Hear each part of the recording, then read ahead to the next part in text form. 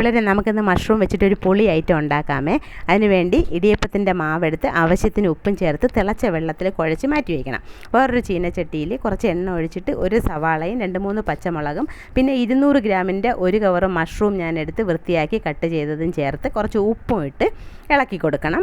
മഷ്റൂമിൽ നിന്ന് തന്നെത്താൻ വെള്ളം ഇറങ്ങി വരും. അപ്പോൾ അതൊക്കെ വറ്റിയതിന് ശേഷം നമ്മൾ കുറച്ച് തേങ്ങ, കരിവേപ്പില, മഞ്ഞൾപ്പൊടി ചേർത്ത കൂട്ട് അതിനകത്തോട്ട് ഇട്ട് കൊടുക്കണം. 1 സ്പൂൺ പെരിഞ്ജീരകവും ഇട്ട് കൊടുക്കണം. അതങ്ങോട്ട് ഇളക്കി മാറ്റി വെച്ചതിന് ശേഷം നമ്മൾ വേറൊരു സ്റ്റീമർ എടുത്ത് വെച്ചിട്ട് നേരത്തെ കുഴച്ച് വെച്ചില്ലേ മാവ്, അതിനെ ഉരുളകളാക്കി കൈ കൊണ്ടൊന്ന് ചപ്പി കൊടുത്തതിന് ശേഷം ഈ മഷ്റൂമിൻ്റെ കൂട്ട് 1 സ്പൂൺ എടുത്ത് അതിനകത്ത് വെച്ച് നമുക്ക് ഇഷ്ടമുള്ള ഷേപ്പിൽ മടക്കി എടുക്കാം. എനിക്ക് കൂട്ട് അങ്ങ് തീർന്നു പോയത് കൊണ്ട് ഞാൻ പിന്നെ ദോശ പോലെയും നിരത്തി 4-5 എണ്ണ അതിൻ്റെ അകത്തോട്ട് വെച്ചിട്ടുണ്ട്. പക്ഷേ അതെടുത്ത് കഴിക്കാനായാലും നല്ല ടേസ്റ്റാണ് വെറുതെ കഴിക്കാൻ. ഇത് ഞാൻ ആദ്യമായിട്ട് കഴിച്ച് നോക്കുന്നത് പോത്തീസിൽ നിന്നാണ്. അടിപൊളി ടേസ്റ്റ് ആയിരുന്നു. അപ്പോൾ എൻ്റെ സ്വന്തം റെസിപ്പിയിൽ ഞാനിതൊന്ന് ചെയ്ത് നോക്കിയതാണ്.